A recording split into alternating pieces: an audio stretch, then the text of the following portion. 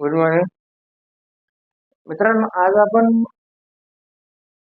फक्त इंग्लिशचे sentence यावरतीच video घेणार आहोत. आणि ते सेंटेन्स कशावरती आहेत? जे आतापर्यंत आपण शिकलो,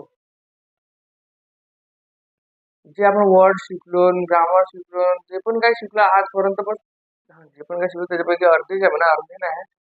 त्याच्यावर शब्द आहे की त्यांचाच वापर इंग्लिश लँग्वेज मध्ये, इंग्लिश स्ट्रक्चर मध्ये कसं असते तेच त्यावरचा आपण व्हिडिओ घेणार आहोत. जसे की फॉर एक्झाम्पल आपण डू शिकलोय, डूचा वापर कसा करतात ते शिकलोय.